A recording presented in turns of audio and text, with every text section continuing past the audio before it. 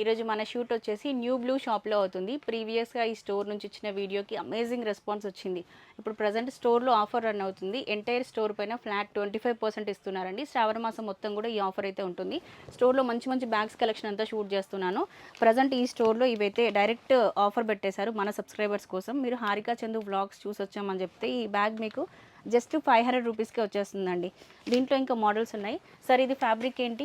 ఇది జకాట్ క్లాత్ ఉంది మేడం. లోపల మీకు స్పేస్ కూడా చాలా ఉంటుంది.